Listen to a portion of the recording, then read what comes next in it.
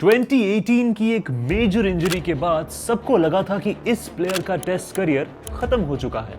Another one to fall to Hardik Pandya. He has been brilliant. एक ऐसा player जो शायद लेजेंडरी कपिल देव जितना सक्सेसफुल बन सकता था, मगर इंजरीज के चलते सिर्फ 11 ही टेस्ट मैचेस खेल पाया। And that is 5 wickets for Hardik Pandya. Yes, I'm talking about one of the best all-rounders of Team India, Hardik Pandya. And what if I say कि 7 साल बाद हार्दिक टेस्ट फॉर्मेट में comeback कर रहे हैं? Then the 100 days.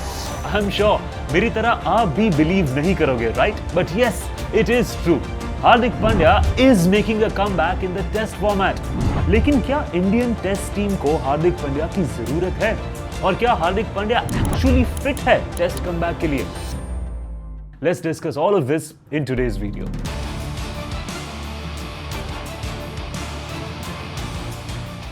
Recently ही आपने news channels और काफी सारे सोशल मीडिया पोस्ट में देखा होगा कि Hardik Pandya has made himself available for South Africa test series which will be starting from 14th of November 2025।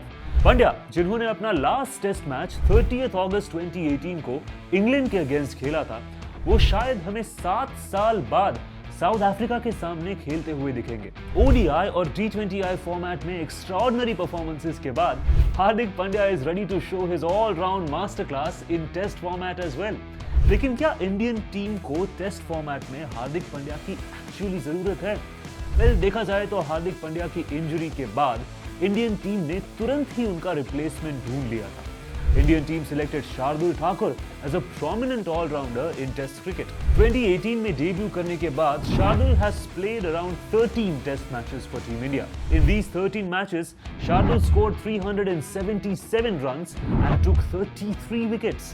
In fact, over the years, Shardul के काफी crucial knocks ने Team India को important matches जिताए भी है। हालांकि शार्दुल का तीनों फॉर्मेट में recent form कुछ खास नहीं रहा है। इसके चलते Indian team shifted to a young player Nitish Kumar Reddy. 2024 में बॉर्डर गावस्कर ट्रॉफी में डेब्यू करते ही नीतीश रेड्डी ने अपनी बैटिंग परफॉर्मेंस से सिलेक्टर्स और फैंस को काफी इंप्रेस कर दिया। इन जस्ट 7 मैचेस ही scored 343 runs and picked up 8 wickets as well. Recently Anderson Tendulkar Trophy में भी शार्दुल और रेड्डी दोनों ही इंडियन टीम का पार्ट थे, मगर किसी ने भी अच्छा परफॉर्म नहीं किया।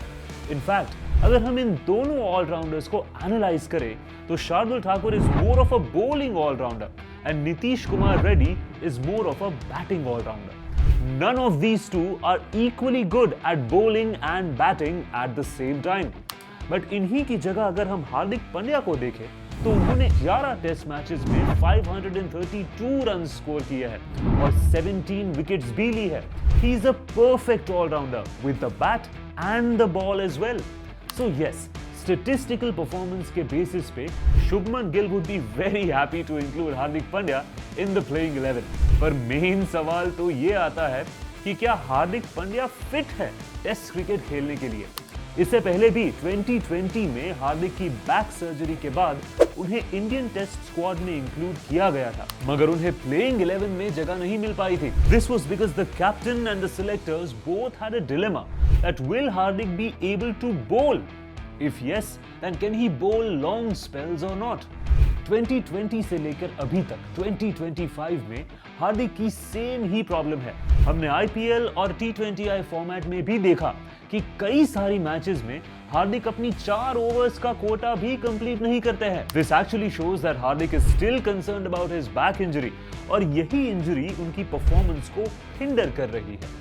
So yes, the big question still is, will Hardik Pandya be able to bowl long spells in the test format? I guess इसका जवाब तो सिर्फ हार्दिक खुद ही दे सकते हैं। आपको क्या लगता है? क्या हार्दिक पांड्या इंडिया की टेस्ट टीम में कमबैक करके प्लेइंग 11 का हिस्सा बन पाएंगे? Let us know your reactions below and stay tuned for more interesting cricket updates.